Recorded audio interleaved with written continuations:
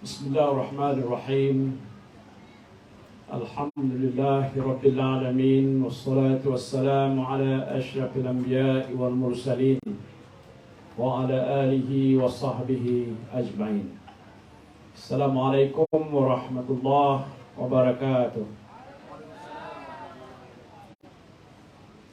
Saudara Mois Mahyudin, calon kita di Ulu Bernam ini, saudara Naim Nizam, kepada datang kuasa Perikatan Nasional Parlimen Selangor, pimpinan Felda, ketua-ketua blok, pimpinan masyarakat, saudara-saudari yang saya hormati sekalian. Apa khabar semua? Alhamdulillah. Saya doakan saudara-saudari sekalian terus berada dalam keadaan sehat walafiat. Alhamdulillah, pada malam ini saya sampai ke Felda Sungai Tenggin dalam suatu gugusan Felda yang agak besar di dalam daerah Sabak Bernam, Ulu Bernam ini, Ulu Selangor. Dan tujuannya tidak lain ialah untuk menyampaikan sedikit sebanyak penerangan berhubung dengan situasi semasa yang sedang pun berlaku, bukan saja di negeri Selangor, tapi di 6 buah negeri di Malaysia ini, iaitu di Kedah, Kelantan, Terengganu, Pulau Pinang, Selangor dan juga Negeri Sembilan. Saya dalam beberapa hari sejak hari penamaan calon ini telah pun berada di beberapa tempat, khususnya di Selangor, dan saya rasa cukup sukacita menyaksikan di banyak upacara dan majlis yang dianjurkan oleh Parti Perikatan Nasional, penyertaan daripada pengundi-pengundi khususnya orang Melayu adalah agak luar biasa. Dan pasti ini menunjukkan bahawa dalam keadaan pilihan raya yang sedang pun berlangsung sekarang ini, orang Melayu khususnya memberikan perhatian yang agak utama, bukan saja soal pilihan raya, tapi soal masa depan orang Melayu dan negara kita. Kerana kita sedar bahawa situasi orang Melayu khususnya dalam negara kita ini sebenarnya tidak berada dalam keadaan yang baik. Jumlah peratusan rakyat miskin di negara kita ini sebahagian besarnya adalah terdiri daripada orang-orang Melayu sendiri. Dan bila kita berhadapan dengan pandemik COVID-19 beberapa tahun yang lepas, maka ramai yang agak terkesan dengan keadaan pandemik yang agak menular di seluruh negara kita dan juga di seluruh dunia. Sebahagian daripada mereka itu bertani, bercocok tanam, berkebun seperti di Felda ini. Ada juga yang pergi ke laut untuk mendapat nafkah, menangkap ikan. Selain itu ada yang bekerja di kilang-kilang, ada yang berniaga, baik kecil ataupun sederhana dan besar. Pendek kata, tidak ada satu pun di kalangan kelompok sebegini, khasnya orang-orang Melayu dan juga bukan Melayu, yang dikatakan tidak terkesan dengan masalah COVID-19.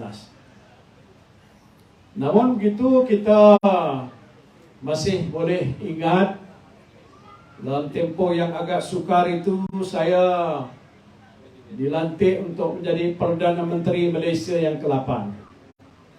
Saya mengangkat sumpah pada 1 bulan Mac tahun 2020 Dan selepas itu saya mengadakan mesyuarat Jemaah Menteri pada 16 hari bulan Mac 2020. Dan di situ juga saya membuat satu keputusan yang penting, iaitu kita mengenakan Perintah Kawalan Pergerakan atau PKP di seluruh negara bermula daripada tarikh 18 hari bulan Mac 2020. Tarikh ini masih dalam ingatan saya kerana saya membuat keputusan yang agak luar biasa. Kerana kita tidak pernah menempa satu musibah sebesar COVID-19 dalam sejarah negara, hatta di sejarah dunia sekalipun. Kita tahu ini adalah suatu musibah wabak COVID-19 yang melanda di seantero dunia. Dan di waktu yang kita tahu, waktu awal-awal lagi, tidak ada apa pun penawar yang dapat kita temui untuk kita gunakan bagi merawat mereka-mereka yang terkena dengan COVID-19 ini. Namun begitu, kerana amanah dan tanggungjawab itu dipertanggungjawabkan kepada saya, maka walaupun dalam keadaan yang agak sukar, apa yang disebutkan ialah krisis, namun walaupun dia menghadapi satu keadaan krisis yang agak begitu berat yang melanda negara kita, kita terpaksa mengambil tindakan-tindakan yang luar biasa, iaitu mengenakan kawalan perintah pergerakan dan berbagai-bagai sekatan-sekatan tertentu untuk mengelakkan ada pencampuran, ada pergaulan, ada perhimpunan yang boleh menyebabkan wabak COVID-19 itu menular dan mengakibatkan mungkin ada yang akan menampa maut ataupun kesusahan dan sebagainya. Saya tidak nak menceritakan soal COVID-19 kerana itu sudah berlalu. Cuma saya ambil itu sebagai satu iktibar. Bagaimana dalam keadaan yang begitu susah kita mengambil satu tindakan yang agak luar biasa dan boleh dikatakan berani. Kerana itu adalah suatu amanah, satu tanggungjawab yang mesti saya pikul untuk menentukan supaya rakyat kita ini diberikan perlindungan. Malahan bukan setakat perlindungan daripada terjangkit dengan COVID-19, tetapi menentukan supaya rakyat kita mempunyai makanan di atas meja mereka. Jangan ada rakyat Malaysia dalam zaman yang dikatakan susah dan pandemik COVID itu tidak makan, kebuluran, kerana sebahagian besar mereka itu tidak boleh bekerja, mencari nafkah dan sebagainya. Maka dalam keadaan yang luar biasa itulah kita bertindak dengan cepat. Kerana dalam keadaan krisis tak boleh lambat. Kalau lambat, banyak yang mungkin maut dan terkorban. Kita terpaksa bertindak dengan tempoh masa yang segera, cari jalan dan ikhtiar mendapatkan bekalan vaksin. Saya orang yang pertama yang dapat suntikan vaksin. Kerana saya buat begitu, takut ramai orang Malaysia yang takut nak disuntik. Kok kalau suntik itu menyebabkan dia menghadapi masalah-masalah yang lain. Sehingga selesai proses untuk pemberian vaksin di seluruh negara. Siapa orang Felda ni tak dapat vaksin, angkat tangan? Saya tak nampak kat sini ada. Mungkin semuanya telah diberikan suntikan vaksin. Demikian juga bantuan-bantuan yang telah pun kita keluarkan. Tuan-tuan tahu berapa banyak bantuan yang Kerajaan Perikatan Nasional waktu saya memimpin negara. Jangan lupa, Kerajaan Perikatan Nasional pernah mentadbirkan negara selama tempoh lebih kurang dekat 3 tahun, iaitu 17 bulan waktu zaman saya, dan berbaki itu daripada zaman Datuk Seri Ismail Sabri, di mana ada gabungan parti-parti daripada Bersatu, PAS dan juga UMNO dalam kerajaan itu. Dah pun terbentuk waktu itu. Mungkin ramai yang tak sedar. Tapi telah terbukti bahawa dalam tempoh yang sukar, kita cari jalan.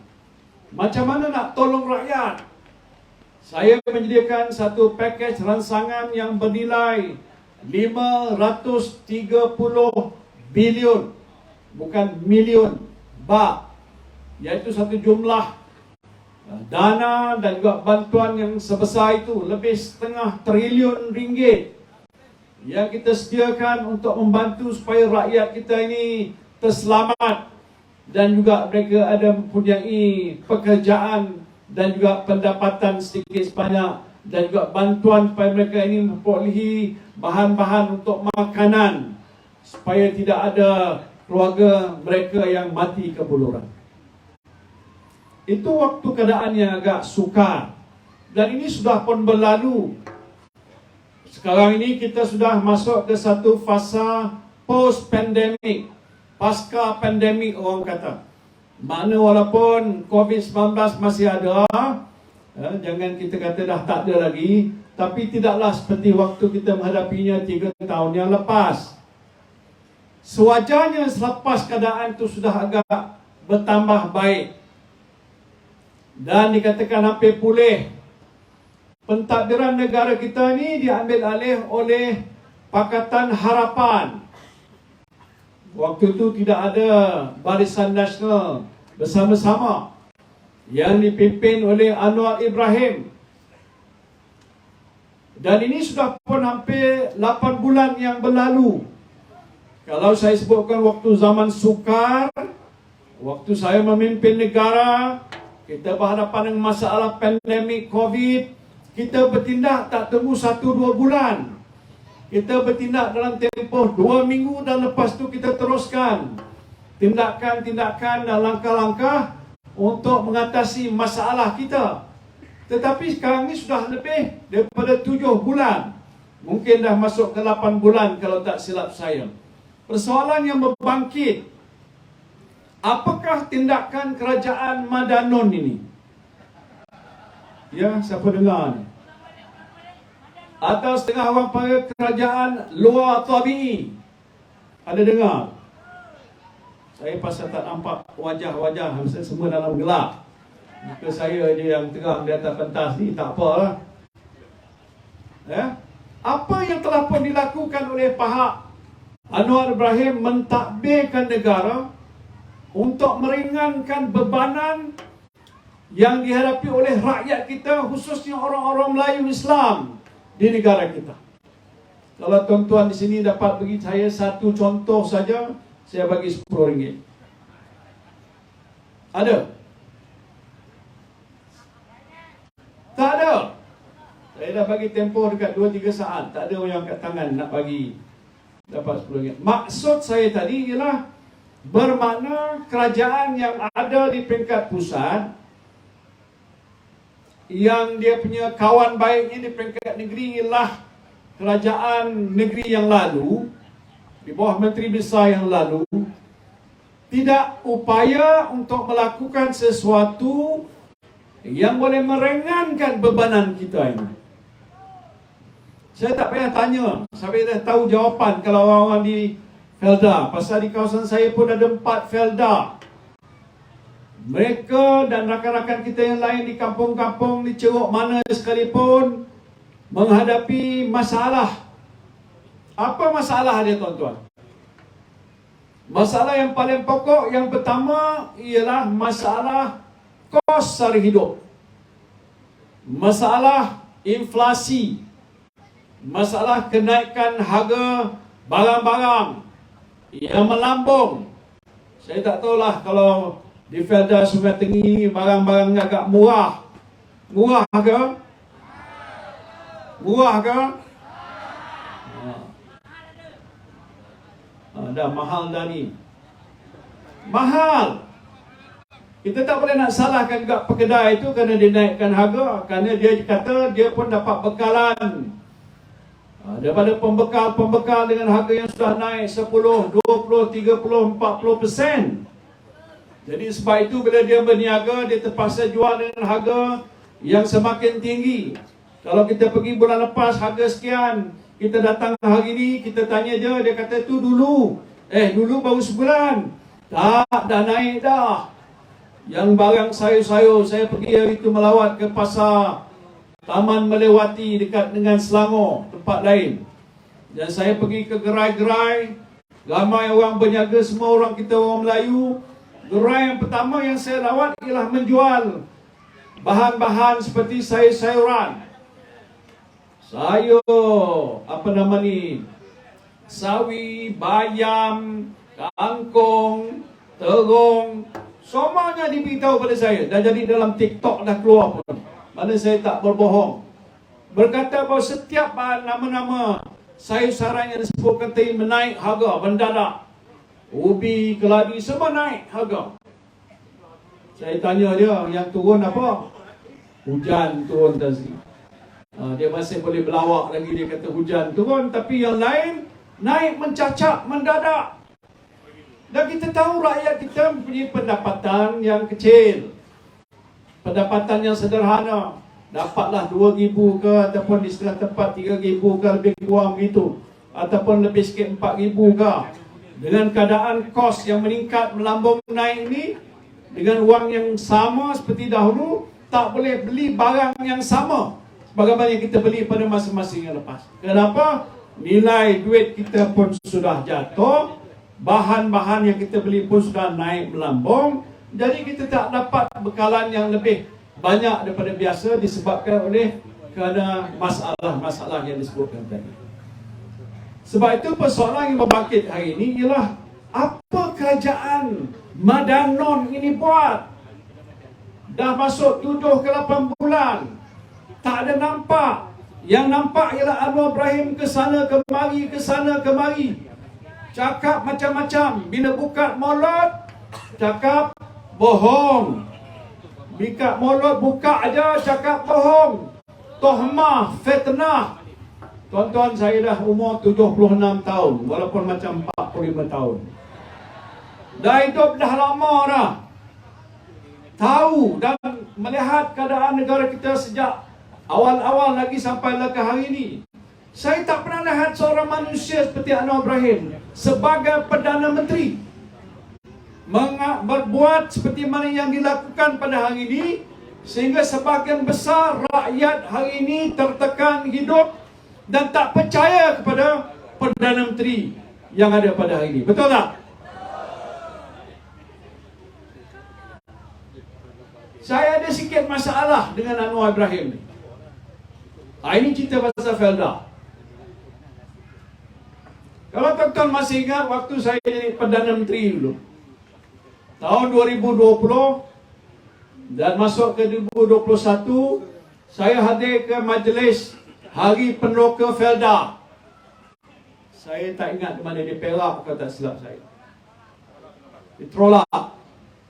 Dan di situ saya umumkan beberapa langkah-langkah yang saya buat untuk membantu nasib kita orang-orang Felda ini. Tak payah cerita dengan saya tahu semua masalah orang Felda. Dan saya buat keputusan lepas dibincang dalam mesyuarat jemaah menteri. Yang pertama, mesti ada usaha untuk pemulihan Felda. Bukan pemulihan Peneroka saja, pemulihan Felda sebagai sebuah organisasi supaya pengurusan Felda ni agak lebih cekap. Dan langkah-langkah diambil tertentu untuk memperbaiki hasil pengeluaran di ladang-ladang. Dan dengan hasil yang meningkat dan bertambah, itu Peneroka punya pendapatan akan bertambah. Dan hidup Peneroka juga menjadi lebih baik. Juga kita bincangkan dengan cara mendalam untuk juga meringankan beban para Peneroka Felda. Antaranya ialah soal isu hutang lapuk Peneroka Felda. Siapa yang jadi Peneroka sini angkat tangan? Semua di sini Peneroka? Ya. Iaitu untuk kita hapuskan hutang lapuk Peneroka Felda. Yang saya dimaklumkan pada ketika itu hampir lebih kurang dekat-dekat 12 bilion hutang Peneroka Felda sejak awal-awal Felda tertubuh sampai ke tempoh yang saya sebutkan tadi, bernilai lebih kurang hampir 12 bilion. Dan 12 bilion ringgit ini adalah hutang peneroka Felda yang sebahagian pada peneroka itu sudah pun meninggal dunia. Dan tanah itu diambil oleh waris. Tapi tidak juga mampu untuk menyelesaikan hutang-hutang tanam semula dan berbagai-bagai lagi yang telah pun dibuat dengan Felda. Nilai sebesar itu. Jadi oleh sebab dia sudah lama tidak dapat dan tak boleh diselesaikan oleh peneroka Felda, dia masih lagi dalam buku Felda, ada lagi hutang. Tapi tak berbayar. Ada sebab-sebab yang kita tahu, mungkin sebahagian besarnya sudah meninggal. Sebahagian besar pula pendapatan mereka tak besar mana, dah tolak itu, tolak ini, tak ada baki lagi nak bayar hutang yang lepas. Jadi semakin hari semakin meningkat dan bertambah. Sebab itu saya buat keputusan. Keputusan saya beritahu bahawa Kabinet bersetuju supaya Felda hapuskan hutang peneroka Felda sebanyak 80%, nilainya 8.3 bilion ringgit. Tak dengar seorang pun tepuk tangan. 80% hutang itu telah pun dibatalkan. Bernilai 8.3 bilion. Ada sikit aja baki, lebih kurang 20% dalam akaun peneroka yang mesti dibayar dalam tempoh-tempoh masa kehadapan. Itu keputusan. Dan untuk melaksanakan itu, pengurusan Felda dah ambil tindakan.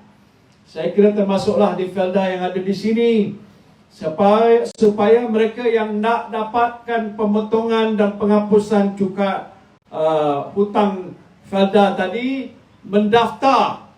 Dan sejumlah hampir 98,000 peneroka sudah pun menandatangani untuk hutang mereka itu dihapuskan. Ada tak kat sini buat macam itu? Ada. Saya malam ni nak tanya betul-betul. Pasal saya ni bertemu dengan Anwar Ibrahim. Jadi sebab itu bila dah diputuskan itu, Felda dah mengambil tindakan. Bermakna hutang yang lepas tu telah pun dihapuskan. Yang bakinya 20% tu masih ada untuk dibayar oleh peneroka. Ikutlah masa-masa kehadapan dengan kadar yang termampu. Jadi bagi saya sudah selesai. Kemudiannya bukan saja soal itu yang telah pun dapat kita laksanakan.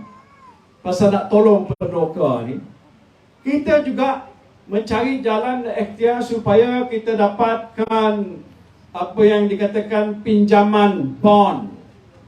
Makna duit tak ada, pergi ke pasaran minta siapa yang nak itu boleh beli bond.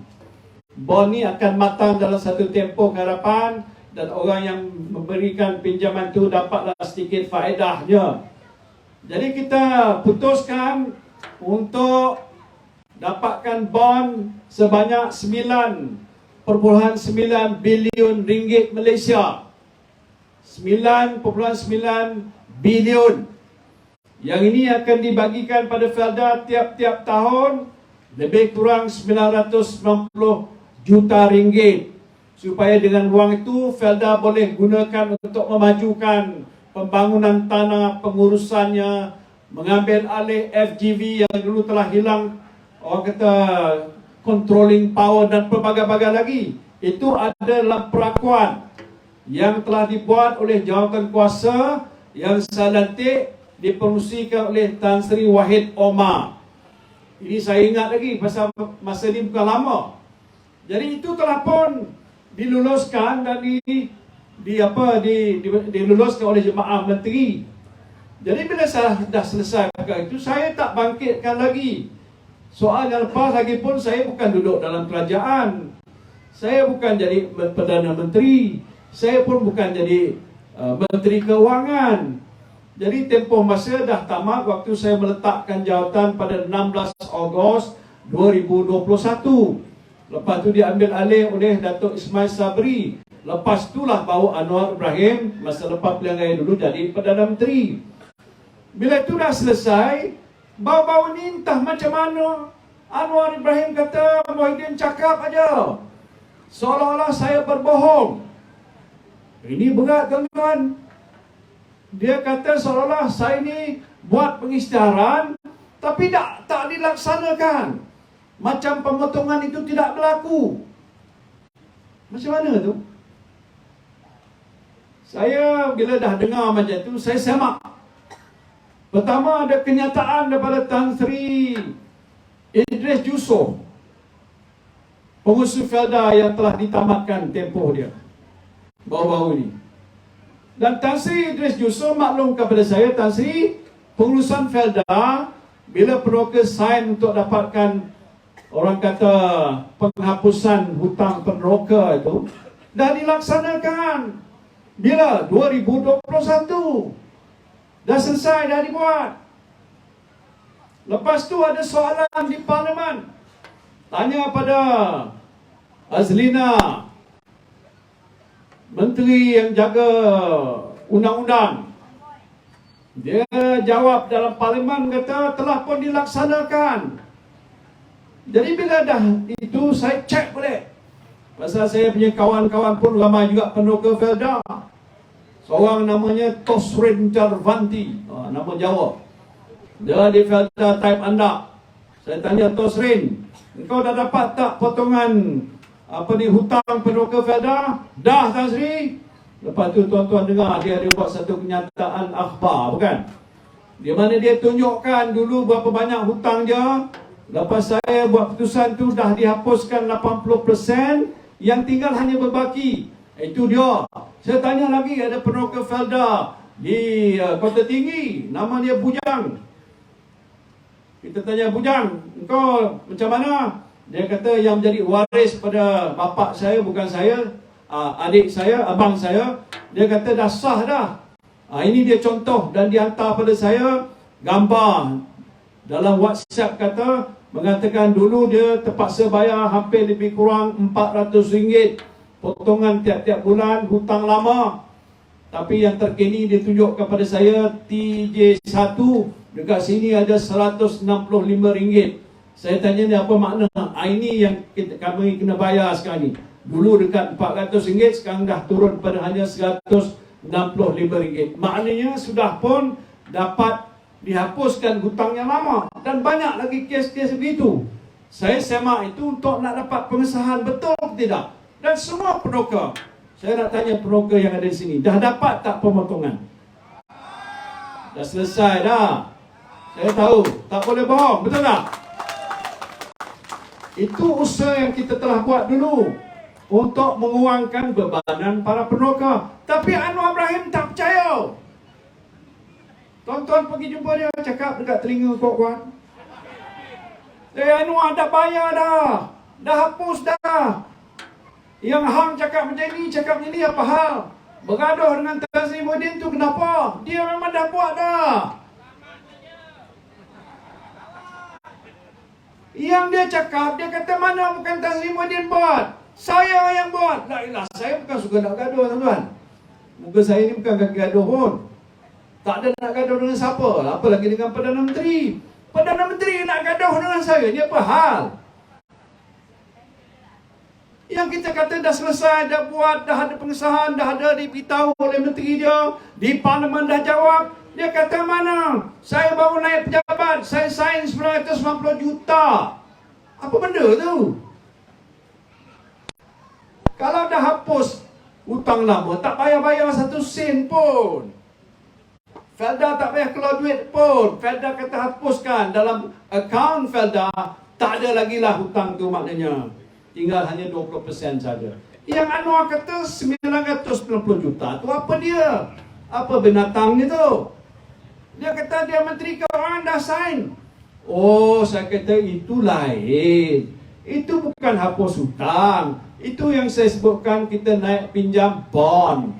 Bond itu sebanyak 9.9 bilion. Ini nak cakap Felda, ini cakap mudah aja. 99 bilion dah dapat kelulusan pinjaman itu. Tiap-tiap tahun kerajaan bagi Felda 960 juta ringgit. Kalau itulah disebut, itu saya kata itu bond. Yang ini ialah penghapusan hutang lapor. Sama ke? Lain. Pergi tanya Anwar Ibrahim, cakap dia aja. Besok saya belanja pergi ke Putrajaya, ketuk pintu dia. Anwar, apa ni kau bodoh sangat? Kan Perdana Menteri, saya dah beritahu orang Felda Tenggiri ni, semua kata dah hapus. Betul tak? Habis dia nak bergaduh dengan saya, bukan bergaduh tuan-tuan. Bila dia cakap macam itu, dia dah memalukan saya. Dia kata macam saya cakap bohong. Siapa cakap? Perdana Menteri kata Muhyiddin bohong. Ini berat kita. Jadi saya bila cakap macam itu, saya beritahu dengan peguam saya. Peguam saya kata ambil tindakan saman tak saya? Saya saman Perdana Menteri. Peduli saya tidak. Betul tak? Pasal ini maruah saya. Saya manusia. Saya mantan Perdana Menteri. Dah awal-awal daripada dia. Apa dia jadi Perdana Menteri? Muka saya ni macam cerdik betul. Yang sana muka cerdik tapi bodoh. Tak faham perakaunan, tak faham apa mana bond. Minta maaf saya cakap begitu. Bukan saya nak minta pembelaan. Saya bela diri saya sendiri. Saya buat saman dia pergi ke mahkamah. Belum habis dia jawab, dia minta maaf. Dia tak nak minta maaf. Dia saman saya 200 juta, tuan-tuan. Macam mana tu? Dia tak jawab saman saya minta maaf pada dia, suruh dia minta maaf pada saya pasal dia dah salah. Dia tak nak mengaku dia salah. Dia saman saya, dia suruh saya minta maaf pada dia dengan nilai 200 million. Gila punya kerja. Habis macam mana? Lawan tetap. Ya. Pasal saya berpegang pada prinsip kebenaran. Berani kerana benar. Kalau orang buat tohmah, ini memfitnah saya hidup-hidup. Al-fitnatu asyaddu minal qatl. Fitnah itu lebih dahsyat daripada membunuh. Kenapa dia buat begitu? Saya minta maaf, saya ambil kesempatan pasal saya dengar saya nak pergi Felda. Bagus juga. Kok cerita dia orang penuh ke Felda nak tanya betul-betul. Dan bukan saya tuan-tuan, tapi tempat lain pun saya dapat maklumat. Dan besok malam pun saya pergi Negeri Sembilan, pergi 2 rancangan tanah Felda juga, mungkin balik sampai 3 pagi. Ya, nak mengetahui kedudukan sebenar. Tapi semuanya mengesahkan bahawa soal hutang lapuk Felda yang saya sebutkan dulu, 8.3 bilion telah pun selesai dilaksana. Saya nak ucap terima kasih kepada pengurusan Felda yang telah mengambil langkah. Saya percaya dengan tindakan yang saya telah buat sedikit sebanyak meringankan beban. Saudara-saudara sekalian, saya ni orang Islam. Saya masih ingat kalau ada orang meninggal dunia, bawa ke masjid, lepas sembahyang tu nak angkat pergi ke dikebumikan, ada waris yang bangun bagi ucapan ringkas beritahu kalau si mati ini ada berhutang, jumpalah dengan waris yang ada sini untuk diselesaikan. Kenapa yang itu saja dia cakap dekat situ, tuan-tuan? Yang lain-lain tak ada. Ialah kerana kemungkinan, ialah kalau ada hutang tak dijelas akan dipersoalkan nanti di akhirat nanti. Kenapa hutang kamu tak dijelaskan? Agaknya lah, saya ni bukan orang ulama itu, tapi anak Tok Guru faham sikit sebanyak lah. Jadi kita telah lepaskan dia. Setidak-tidaknya sebahagian besar tanggungan itu telah tidak ada lagi. Jadi ini tindakan kerajaan Perikatan Nasional. Yang kita bincang sekarang inilah pilihan raya peringkat negeri. Jadi saya contohkan itu adalah pimpinan nasional Pakatan Harapan. Di peringkat negeri ini yang kita tanding di sini pun juga akan lawan dengan wakil calon daripada Perikatan Nasional, daripada Pakatan Harapan. Siapa calon di sini? Daripada Amanah. Satu dari parti dalam Pakatan Harapan ialah Amanah. Ya, ini satu perkara. Jadi sebab itu kita nak minta lah, bila sampai waktu ini nak pilihan raya ni, 12 hari bulan tu hari penentu, saya minta semua pengundi-pengundi, khususnya orang Melayu, pertama wajib keluar mengundi. Yang kedua, mengundi kepada Perikatan Nasional. Pasal itu saja harapan masa depan orang Melayu. Yang kita tahu pada hari ini kedudukan kita agak tergugat. Perikatan Nasional terdiri pada PAS, Bersatu dan Gerakan. Tapi yang ada kursi di Parlimen ialah PAS dan Bersatu jumlahnya 74. Melayu di negara kita ni hampir dekat 70 lebih peratus. Sewajarnya jumlah yang bersatu, kita berkuasa mentadbirkan negara. Tapi hari ini malangnya tidak begitu rupa. Jadi sebab itu kita mulakan dengan pilihan raya di peringkat negeri supaya di negeri Selangor Perikatan Nasional dapat membentuk kerajaan. Tuan-tuan tanya, yalah Tan Sri, kalau bentuk kerajaan, apa kerajaan Perikatan Nasional Negeri Selangor akan buat? Pada hari Jumaat yang akan datang ni saya akan umumkan. Ini betul-betul manifesto. Waktu saya memimpin kerajaan PN dulu tak ada manifesto. Tak ada manifesto pun saya buat yang terbaik untuk rakyat. Soal menyelesaikan masalah COVID, masalah ekonomi, kita telah dapat mengatasi masalah sebegitu. Yang ini betul-betul PRN. Kita sediakan manifesto. Apa yang kita akan sebutkan tentang apa bantuan-bantuan yang kita akan sediakan. Saya baru tadi duduk dengan beberapa kawan-kawan saya dalam jawatan kuasa nak meneliti persiapan-persiapan manifesto. Saya rasa yang akan saya umumkan sesuatu yang bukan saja menarik, satu game changer yang boleh meningkatkan negeri Selangor dan juga kedudukan rakyat Selangor pada satu tahap yang lebih tinggi, yang lebih baik, supaya kita dapat memberikan bantuan-bantuan langsung dan bantuan-bantuan tidak langsung, menyediakan bantuan prihatin, kemudahan-kemudahan untuk anak-anak muda, untuk wanita, untuk orang-orang tua, orang-orang dewasa dan pelbagai-bagai lagi. Yang saya teliti tadi agak cukup elok. Yang itu nanti kita akan umumkan pada hari Jumaat malam yang akan datang dan kita akan jelaskan apa yang termaktub di dalam itu. Termasuklah mungkin antara lainlah soal pemberian air secara percuma bagi setengah kategori daripada penduduk ada di negeri Selangor. Bantuan langsung pada kumpulan-kumpulan yang dianggap miskin dan miskin tegar dan sebagainya. Ini sudah ada dalam tu, dan itu jawapan pada persoalan yang rakyat bangkitkan. Bukan saya ni sebagai macam pembangkang nak condemn, nak salahkan sana kono macam-macam dan tak ada idea. Kami ada idea.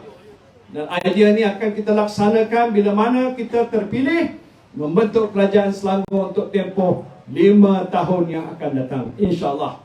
Boleh ke tidak? Jadi saudara sekalian, isu soal pokok yang saya sebut tadi, soal kos hari hidup, ya, saya tak dengar dalam apa yang disebutkan sebagai ekonomi madani yang baru dilancarkan oleh Anwar Ibrahim, menggambarkan tentang langkah-langkah yang dia nak ambil untuk membantu dan sebagainya. Macam-macam perkara disebutkan, tapi saudara tahu, banyak janji yang dia dah buat dulu pun dia tak tunaikan. Yang soal pertama, Tok Sandat lawak. Dia kata kalau besok saya jadi Perdana Menteri, dalam tempoh 24 jam harga minyak akan turun. Turun tak? Tak turun. Itu dia sebut. Berulang-ulang, bukan sekali, berkali-kali. Minyak tak boleh turun sekarang. Bukan pasal apa? Saya belum jadi Perdana Menteri. Dia kata, bukan saya kata. Kalau besok saya menang, saya jadi Perdana Menteri, besok minyak akan turun harga. Gitu. Tol, nak hapuskan tol. Orang Felda bayar tol tak? Sini tak adalah kat luar kan, lebuh raya tu masuk, mesti bayar tol. Dia janji nak hapuskan, dah 8 bulan. Apa susah nak hapus? Macam kita buat untuk hapuskan hutang lapuk, dalam sekelip mata kita hapuskan. Kenapa Anwar Ibrahim tak boleh buat? Tak pandai kira ke? Ada nama seorang menteri tu, siapa nama dia? Rafiji. Pandai buat formula. Kita bukan nak formula, kita nak penyelesaian. Itu siapa pun orang Felda semua boleh buat formula kan? Bukan Formula 1 lah. Ini menunjukkan tak ada upaya.